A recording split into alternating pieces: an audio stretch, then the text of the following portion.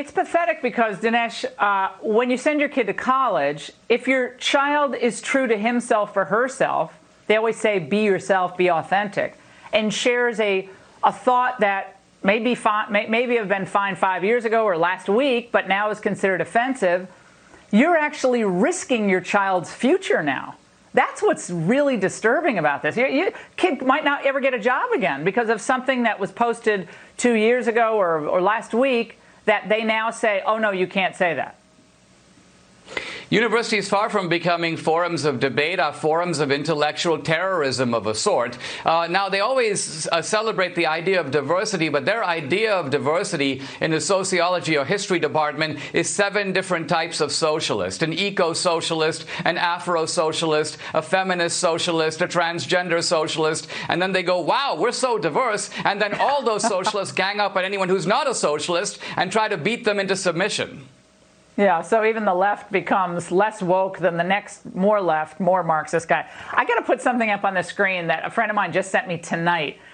And he said, Laura, they're not stopping at statues. If you think it's Rushmore and statues, here's from Time magazine. Don't stop at statues. Demand a reconsideration of place names, too. Children are being indoctrinated, but not in the way Trump suggests. Instead, they're being fed an uncomplex version of history, one that minimizes the experience of those on the margins to turn white men who did evil things into heroes.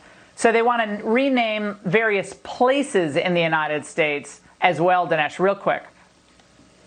Well, this is ultimately, we are now in Orwell territory. The left loves to say we don't like authoritarian socialism, we believe in democratic socialism. But the deep inside of Orwell is that even democratic socialism moves inexorably in the direction of erasing history and imposing tyranny. The campuses are a miniature of what our whole society would look like if we let this happen.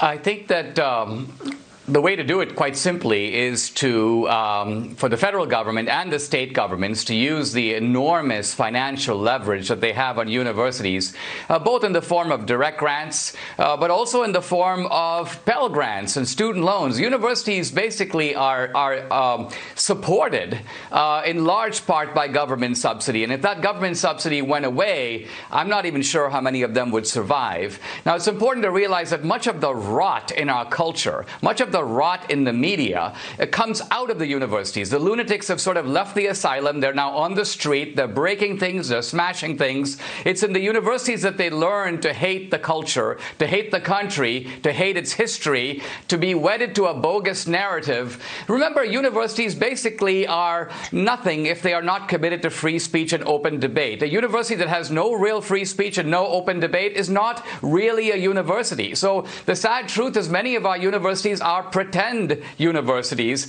and any semblance of criticism, self-examination, or debate has now been ruthlessly removed from them.